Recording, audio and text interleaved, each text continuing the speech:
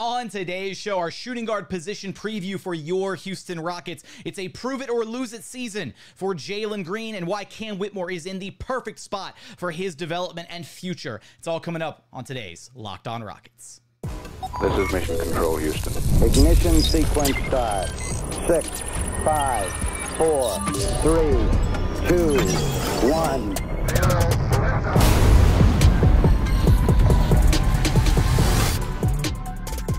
What's up and welcome to another edition of Locked On Rockets, your daily podcast home for everything Houston Rockets basketball. As always, I'm your host, Jackson Gatlin, native Houstonian and credentialed media member. I'm also the host of Locked On NBA Mondays. Be sure to follow along wherever you listen to your podcasts or on YouTube. Just search Locked On Rockets. Be sure to like, comment, and subscribe. The comments help a ton. Just do a drive-by, say go Rockets. I would sincerely appreciate it.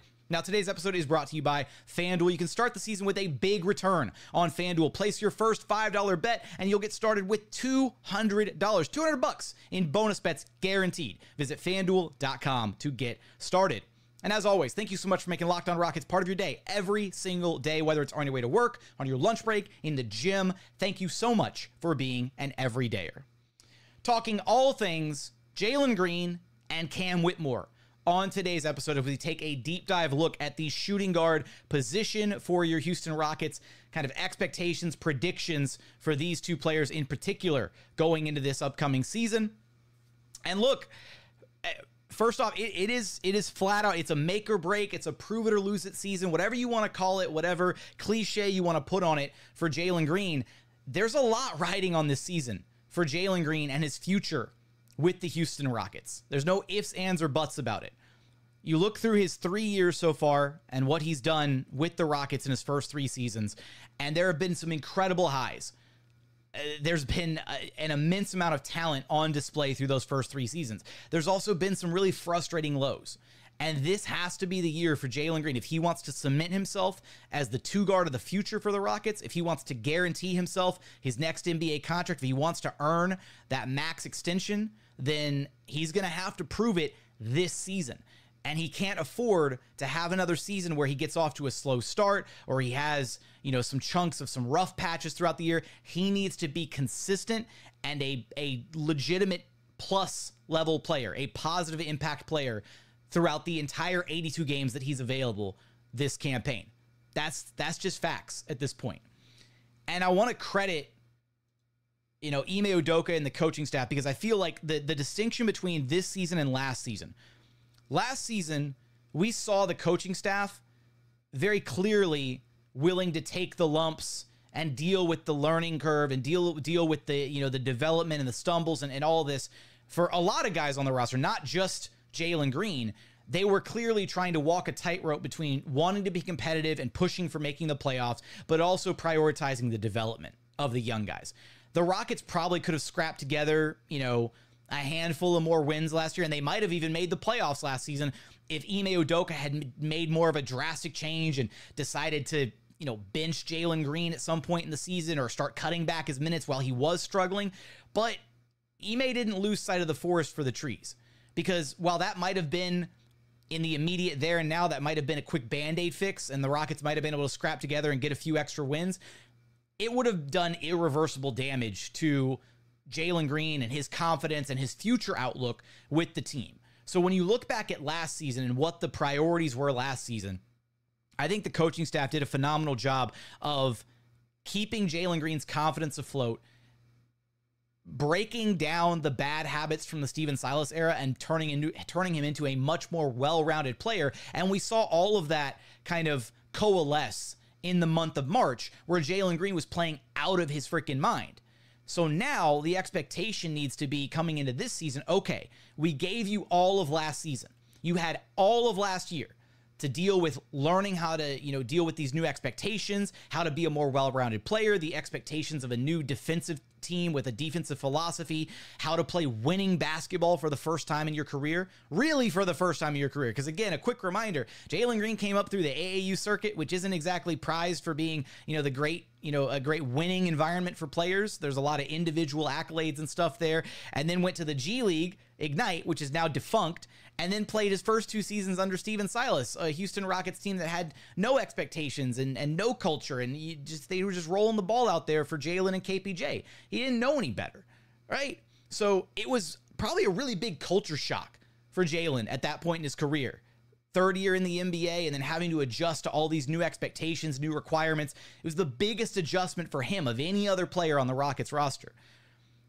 So coming into this year, I think the rope is going to be, or the leash is going to be a lot shorter, unfortunately, right? We did see Ime. He wasn't afraid to bench Jalen at various points last year. If he didn't think that Jalen was one of the best 5 players to give him a chance to win a game, there were plenty of games where Jalen Green was riding the pine at the end of a close game. But I think that this year it's going to be even more so that direction, because now, while yes, development is still a priority, this team is now expected to make the playoffs. There's no, that you can't paint that any other way. This team, it would be a failure of a season and a disappointment if this squad did not make the playoffs or, whatever, the play-in some capacity.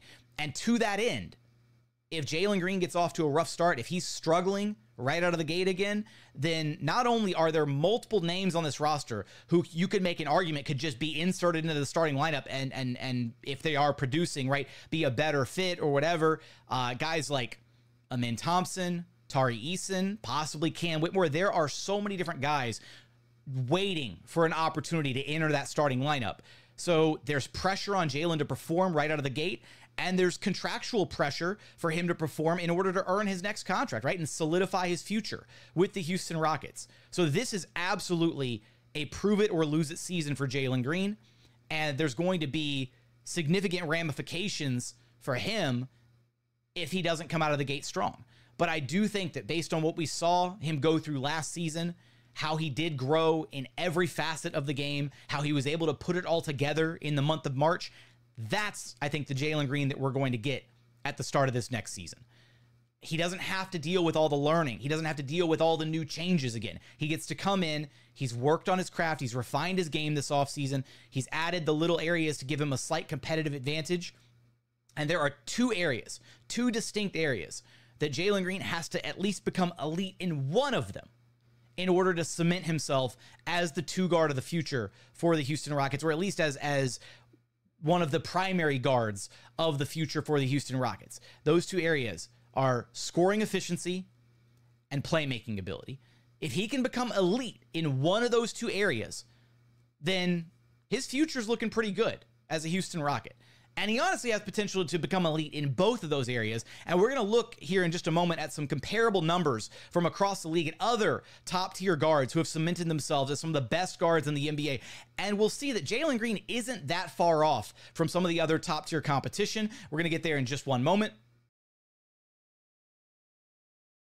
First, today's episode is brought to you by Prize Picks. Prize Picks is America's #1 daily fantasy sports app with over 5 million active members. Prize Picks is the easiest and most exciting way to play daily fantasy sports. All you do is pick more or less on 2 to 6 player stat projections and watch the winnings roll in. You can now win up to 100 times your money on Prize Picks with as little as 4 correct picks. And look, Prize Picks puts their members first, so all withdrawals are fast, safe, and secure. When your picks hit, you can get your money in as quick as 15 minutes. And look, this other thing is so cool. Prize Picks invented the flex play, which means you can still cash out if your lineup isn't perfect. You can double your money even if one of your picks doesn't hit. So download the Prize Picks app today and use code LOCKEDONNBA and get $50 instantly when you play $5. That's code LOCKEDONNBA on Prize Picks to get $50 instantly when you play $5. You don't even need to win to receive the $50 bonus. It's guaranteed. Prize Picks, run your game.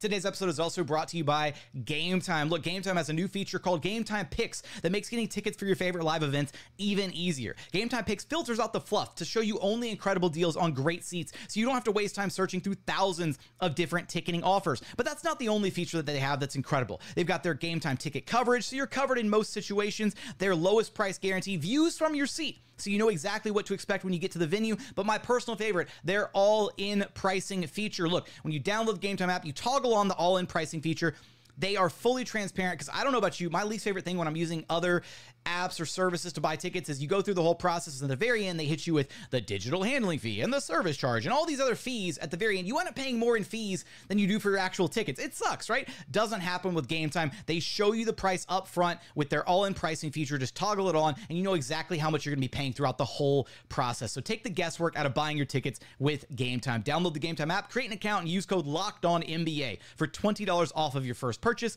Terms apply. Again, create an account, redeem code LOCKEDONNBA for $20 off. Download Game Time today. What time is it? It's game time. And continuing on here at Locked On Rockets, your daily podcast, home for everything Houston Rockets basketball. All right, so mentioned it there in segment one. There are very clearly two areas where Jalen Green has an opportunity to become elite in either one of these two areas to cement himself and cement his spot on this Houston Rockets team going forward. I think one is more likely than the other, but I also think he could go either route ultimately. And again, it might be so painfully obvious here, but it's just his flat out scoring efficiency. We know that he is an elite scorer. We know we've seen the highs. We've seen what it looks like when Jalen Green is firing on all cylinders. We've also seen the lows. We've seen the inconsistency, right? Can he iron out his efficiency and get to a place where he is a more consistent, lethal scoring threat? And if he can, then boom, that's your two guard of the future.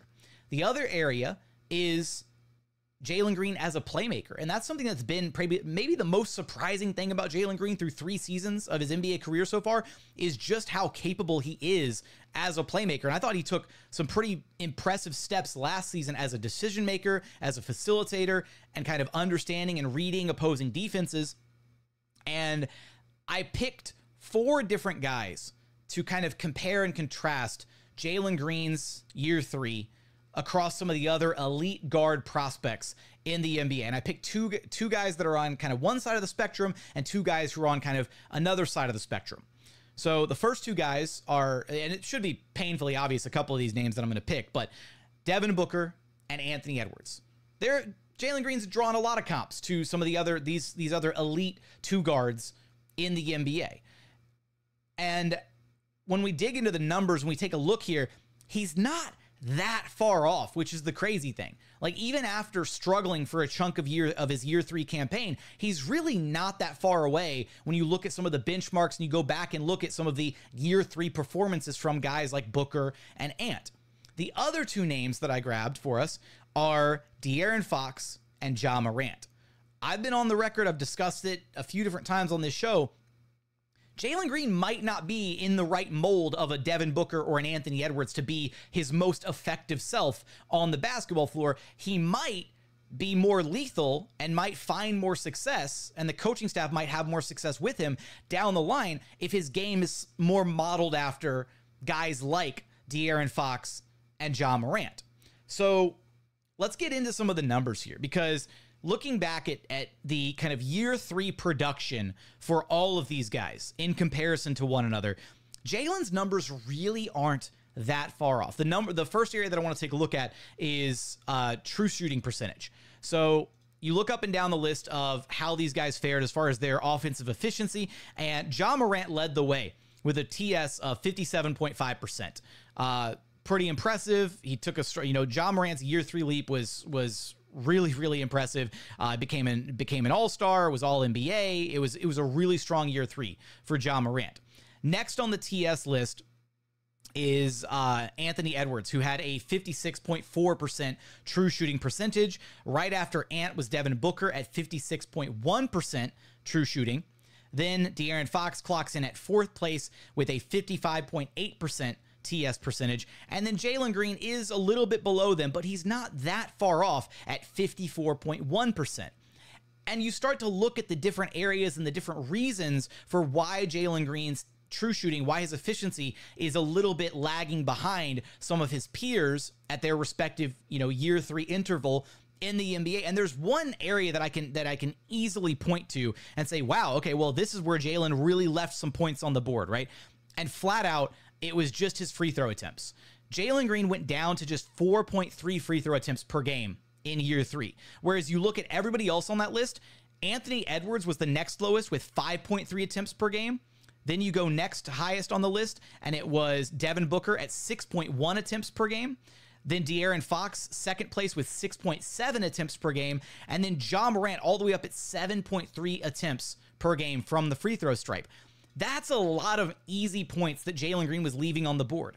And I don't think it's a stretch to imagine a world where Jalen Green could very easily be in that 7 to 8 free throw attempts per game range. If all you did was bump Jalen Green's year 3 free throw rate up to 7.3, right? Give him 3 attempts per game, add a couple more points, onto his points per game average. So he bumps up from, say, 19.6 all the way to 21.6 points per game. And then I didn't crunch the numbers on this because I am not a STEM major and I hate doing math. But conceivably, if he were to just get a couple extra points per game from the free throw line, and then you factor that into the TS, calculation, all that stuff, I'm sure his TS would shoot up to that 55-ish% range, and it would be really comparable with some of these counterparts on this list. That is one area where it's so, he's just leaving points on the board, right? And you go back down and you can even look at, okay, well, how much opportunity did Jalen Green have compared to some of his counterparts here on this list, as far as the usage rating and everything. Now, I will say Jalen Green did have the lowest usage rate of any other guys on this list for their year 3 campaigns. It was Jalen Green in last place at 27.4%. Then you had De'Aaron Fox in 4th place at 29.8%. Anthony Edwards just a hair ahead of Fox at 29.9% usage rate. Devin Booker at a 31.7% usage rate. And then Ja Morant leading the way with a 33.7% usage rate in year 3 with the Memphis Grizzlies.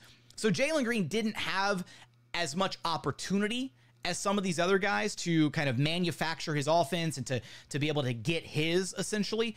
But in the minutes that he was on the floor, right, I do think it's very easy to look at that free throw attempts, at the regression, really, in free throw attempts in his game, and identify that as one very easy place for him to improve. Because on this list, Jalen Green is actually the second best free throw shooter on this entire list, surprisingly.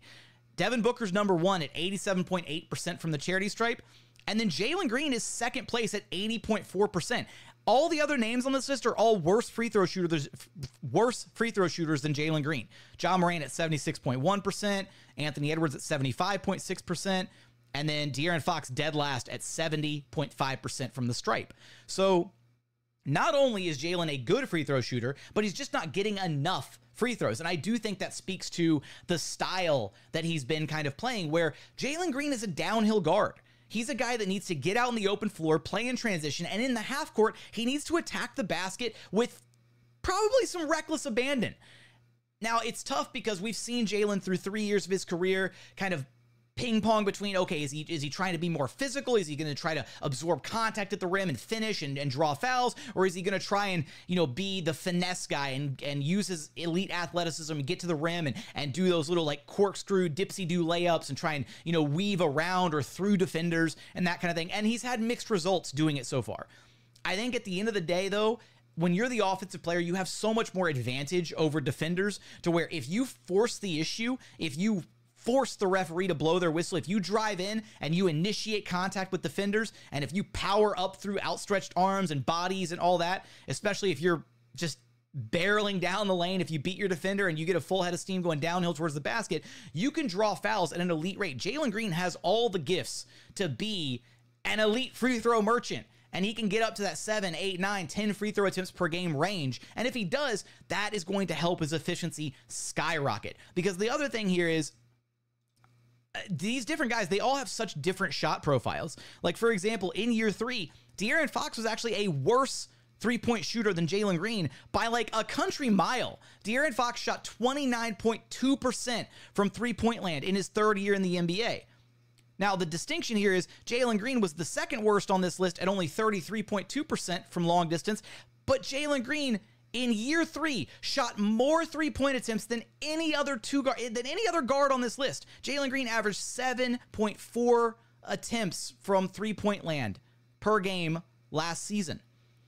Go up and down the list. Ja Morant only averaged 4.5 attempts from 3 in his 3rd year. De'Aaron Fox was at 3.6 attempts per game. Anthony Edwards was at 7.3, and then Devin Booker was at 7.1.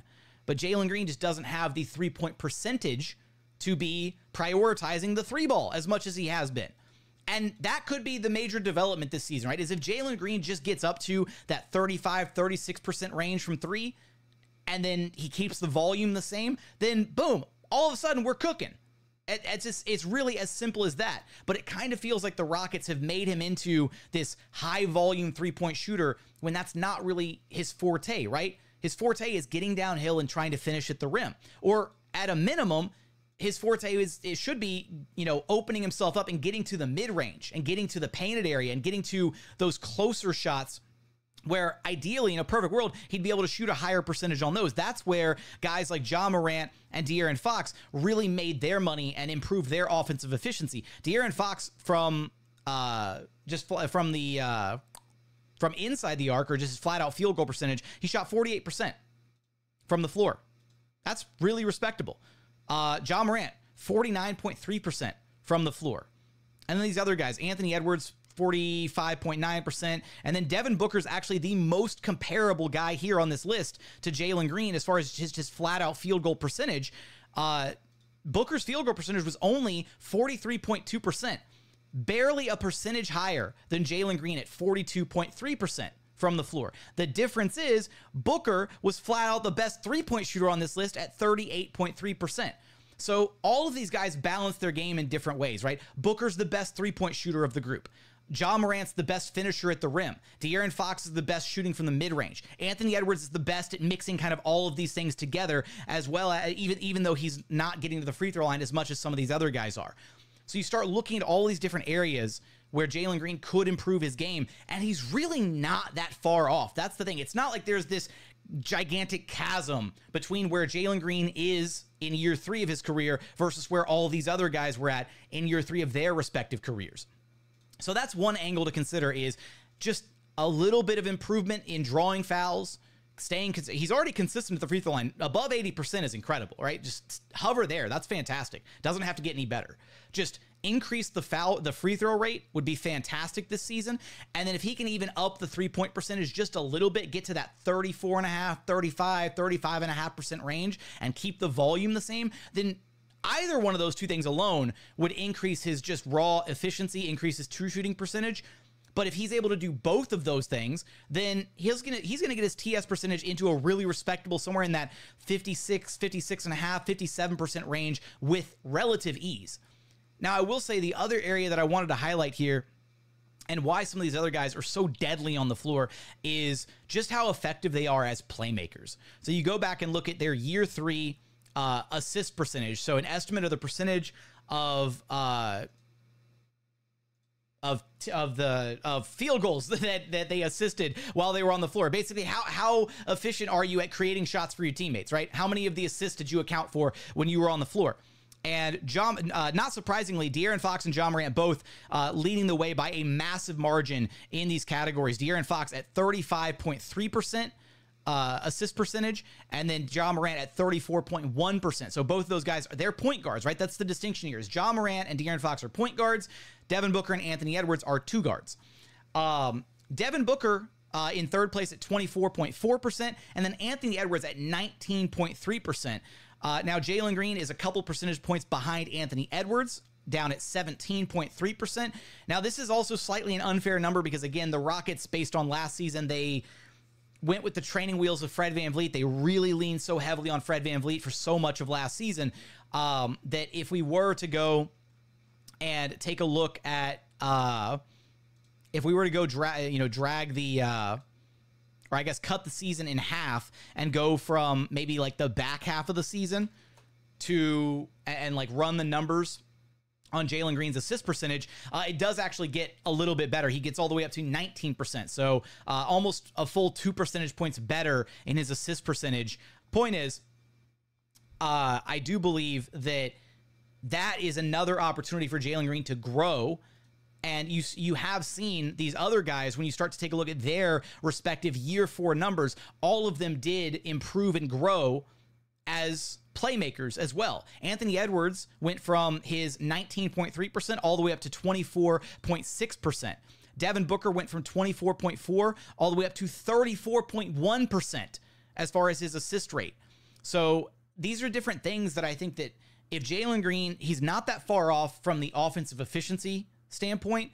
And then from the playmaking standpoint, now that the Rockets are stepping into a new year, new expectations, and there's not going to be, I guess, the heavy usage of training wheels that we saw last season, then I fully expect both of these areas, both of these metrics to be a lot better for Jalen Green this upcoming season, especially when you start to think about different lineups and different ways that Ime Udoka and the coaching staff could conceivably use Jalen Green this season. Then I think there should be a lot of optimism about what the Rockets are going to be able to achieve this year. Coming up, I want to share some final thoughts on Jalen Green and expectations for year 4, as well as why Cam Whitmore is in the perfect spot for his development. We're going to get there in just one moment.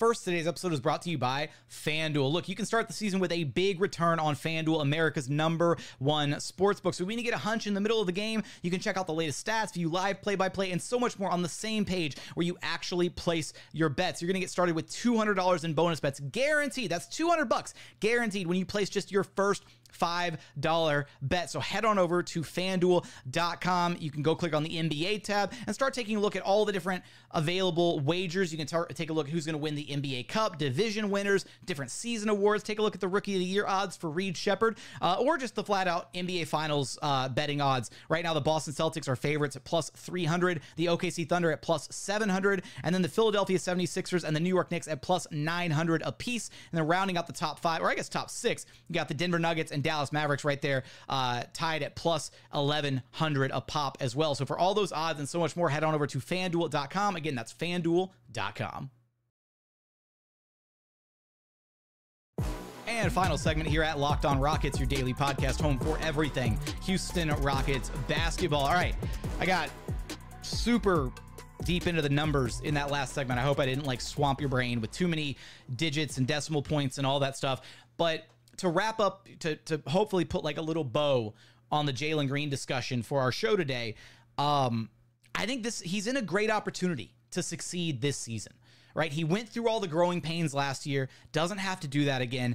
And the supporting cast is even better this year. When you look at how deep this Houston Rockets team is, when you look at some of the lineups that Jalen Green was saddled with last year. Now, again, I'm not making excuses for him in the sense that he had plenty of chunks of the season where he struggled, whether it was playing alongside the starters or the bench unit. But you start to look at the different ways in which the Rockets are going to be able to put better pieces around Jalen. I think the biggest thing is going to be playing to his strengths when available on the court, which is why I fully believe that Jalen Green is likely going to be an early sub out of the game, similar to what we saw last season when he was in charge of running the second unit. The difference is this season, the Rockets' second unit is going to be so much better equipped to accentuate what makes Jalen Green a special player, right? To play with pace, to get out and run in transition, to get good stops, and then just start running and gunning and get out in the open court and play with speed, right? To have other athletes, other open court threats to run with Jalen Green, whether it's Cam Whitmore, whether it's Amen Thompson, whether it's Tari Eason, whether it's Reed Shepherd.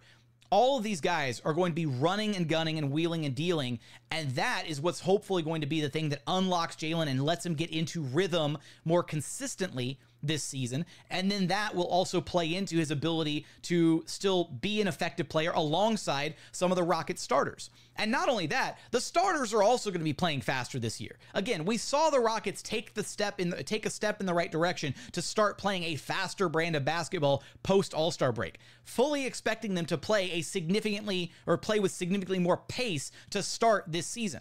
Again, it's up to the coaching staff to balance the identity between being a defensive stalwart and being one of the top 5, top 10 best defenses in the NBA, but also not being just, a lackluster offensive club, right? You've got to find the happy medium between those two things. If the Rockets can maintain being a top 10 defense, even if they don't move at all, even if they just stay at number 10, but if they can bring their offensive rating from where they finished last year at 20th, if they can bring that up to about that 14, 15 range, that's going to be a really great spot for them to be a competitive basketball team, to win a lot more games, and to be able to actually rely on their offense through stretches of the season to win them some games. They played more than good enough defense for a majority of last season to win a lot of games.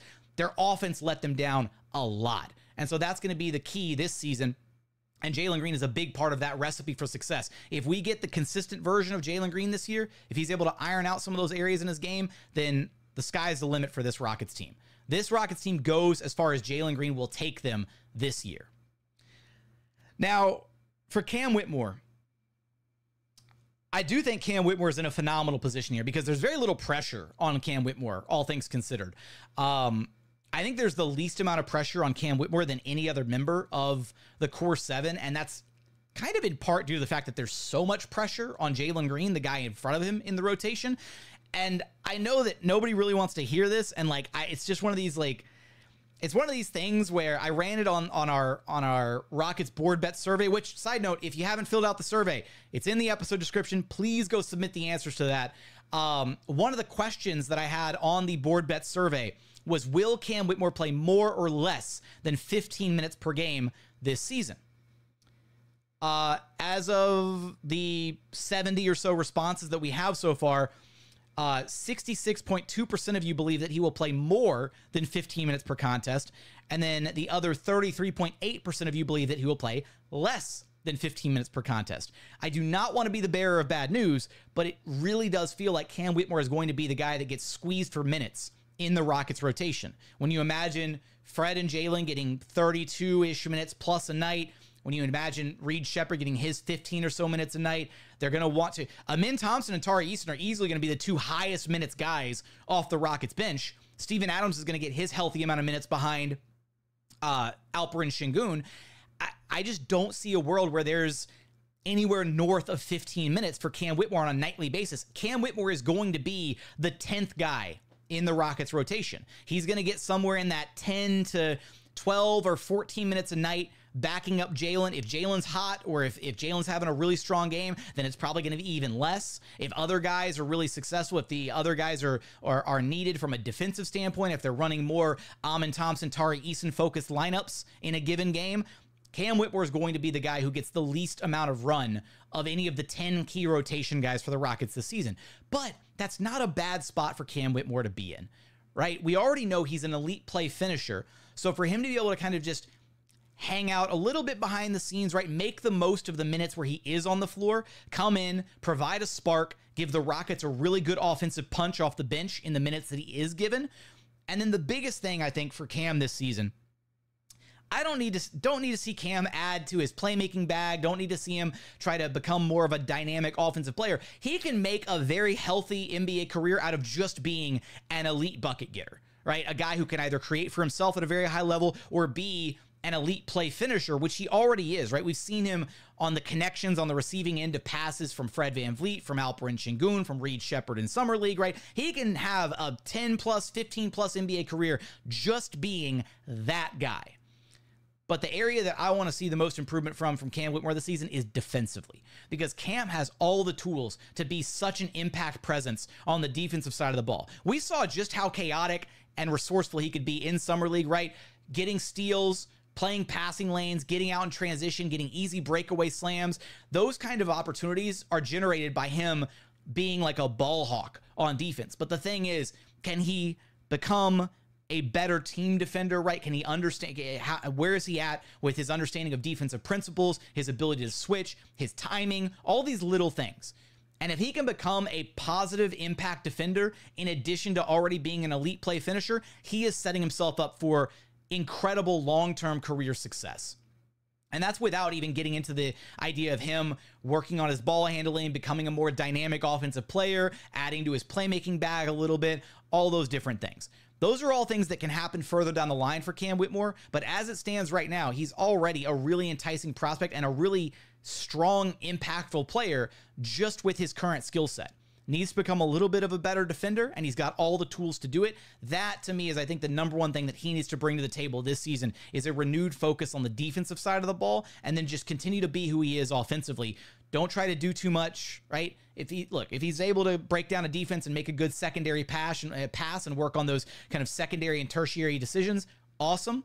But I just also don't know if he's going to have a ton of opportunity to do that this upcoming season. Look, don't get me wrong. He's going to be a part of the rotation for sure. It just so happens that it feels like he is going to be, again, that 10th man in the Rockets rotation, the guy who's getting kind of the spot minutes, 10, 12, 14, 15 minutes a night, that kind of thing. Maybe I'm wrong.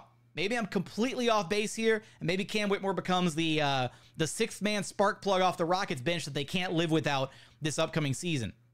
But again, if everything works out well for Jalen Green this year, that is another thing that is actually going to actively play against Cam Whitmore. If Jalen Green's playing out of his mind this season, then I don't see a world where Jalen's not playing 35, 36, 37 minutes a night, and that's even less opportunity for Cam Whitmore, unfortunately. But there's not a lot of pressure on him. He gets to bide his time, play in a winning environment, and just take advantage of the minutes that he is given within the Rockets rotation.